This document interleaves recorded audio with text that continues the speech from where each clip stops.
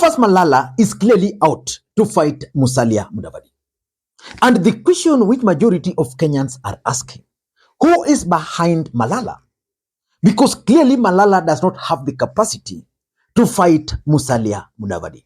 Sitaki kutaja jina, lakini kuna chama hapa mnajua, party leader clan moja, secretary general clan moja, woman leader clan moja. Sasa biashara gani hiyo mnadanganyana ati mnaweza kuwa president? Mnadanganya ati mnaweza kuwa president. Mmetoka tu hapo, mmetoka tu kwa kina party leader ni pale, kwa kina woman leader ni pale, kwa kina secretary general ni pale. Ati mnataka kuwa rais wa Jamhuri ya Kenya. Who is behind Malala in his fight with Musalia Mudavadi? And Kenyans are already taking notes. Let me refer you to a post which was made by a gentleman I've always made reference to on this platform called Amos Ibrahim Kamasasa from Busia, a good friend of mine, and I normally take his posts very seriously because he understands a bit of politics, especially the Luhya politics. This is what Kamasasa posted 3 days ago. The moment Malala started attacking Mudavadi and the NC party. This is what Kamasasa posted. Never cheer up a young boy with uncultured traits, uncontrolled emotions, and loose tongue. When he is discharging his bad manners to others, don't clap for him. Instill some sanity in him right away. Once he gets a new suitor feeding him well, he will redirect the same awful and negative energy towards you. Today, Malala has turned his negative arsenal towards Musalia Mudavadi. Next time, he will again turn against Ruto. It won't take long. Now that's Ibrahim Kamasasa. And Kenyans are now understanding that Malala is basically fighting Musalia Mudavadi. But who is behind that fight? I have only 3 theories. Number 1, there's a possibility that William Ruto is the one fighting Musalia Mudavadi via Cleophas Malala. But I don't think that is the reality.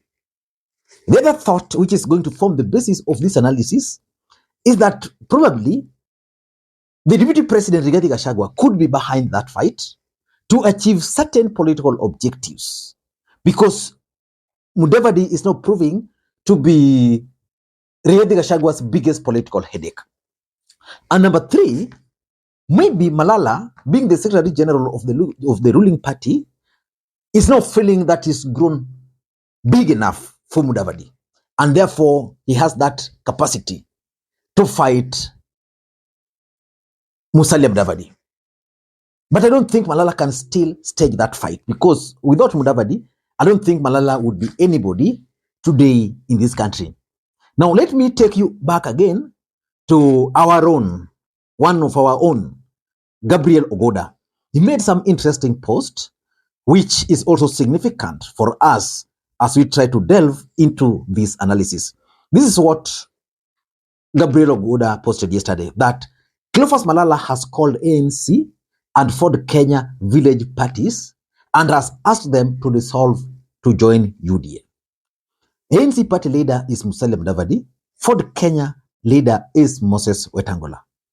Cleophas Malala vied for Kakamega governor on ANC ticket in 2022. And is concluding, Cleophas Malala was seen jogging with Rigathi Gachagua every morning of last week's Ruto's tour of Western Kenya. And is concluding, Akili Mtu wangu. So it's generally telling you to use your brain. Who is behind this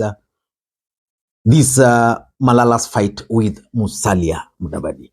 But before we get into all those details, in case you're watching this channel for the first time, ladies and gentlemen, please take a second or two, click that subscribe button so that next time we produce a video like this, YouTube will automatically notify you. And to the subscribers, I want to continue thanking you guys for your continued support, because without that support, this channel cannot be where it is. And without any further ado, ladies and gentlemen, allow me to also take this opportunity to thank the following people. You are seeing their names on the screen there for the coffee which they sent me, which I received with thanks. And you can also do the same using the numbers you are seeing on your screen. A cup of coffee only goes for 200 bob, but you can do more. Ladies and gentlemen, On this channel, what I do is that I analyze politics in a way you can't find any other place. And I know most of you always accuse me of reading too much in politics. Because personally, I'm a believer that in politics, nothing happens out of mere coincidence. Everything in politics is normally well planned, well scripted, and executed to achieve an objective. There is no way Cleophas Malala can come from nowhere to attack ANC party, a party that sponsored him to Senate for 5 years, sponsored him to county assembly for 5 years. There is no way. And of course, there's no way he can also go ahead and attack Ford Kenya. Those are the dominant parties, apart from ODM party, in the Luhya politics. Where do you think he got that courage? What was his objective? Those are the questions which I want us to look in this video. Ladies and gentlemen, who is behind this fight? I want to rule out the possibility of Ruto. Although in politics, you can't also rule out anything. Maybe it's Ruto engineering it. But I want to try and focus my attention to why I strongly believe that Rigathi Gachagua could actually be the one sponsoring Cleophas Malala to fight Musalia Mudavadi. Why do I believe so? Number one, the strategy could be to force Musalia Mudavadi to fold ANC party. Because Rigathi Gachagua probably might have realized that Ruto is keen on the merger. And he has also realized that Ruto has soft spot for Malala. And therefore, he's now using Malala to force Musalia Mudavadi to fold his party, ANC party, and Moses Wetangula to fold Ford Kenya so that they can join one big party called UDA.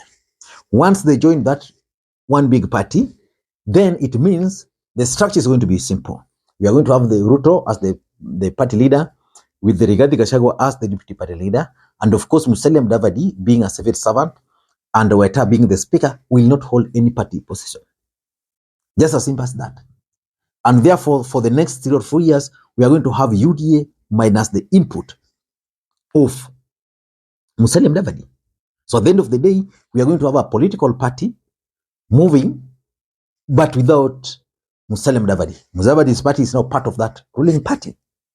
And probably that explains why Musalia Mudavadi is not comfortable. But how is folding ANC party going to be helpful to Rigathi Gachagua? As long as Musalia Mudavadi will not have a say in ANC, in UDA party, that will be good for Rigathi Gachagua. If Rigathi Gachagua could force Ruto to make him the running mate, what do you think will stop him from kicking out Mudavadi out of UDA party? Nothing. So that is the first strategy. Number two, I'm also looking at Rigathi Gachagua's 2032 political schemes. And if you ask me, maybe somewhere, when they were walking in Kakamega, Rigathi told or whispered to Malala that I want to make you my running mate in 2032. That's a possibility you can rule out.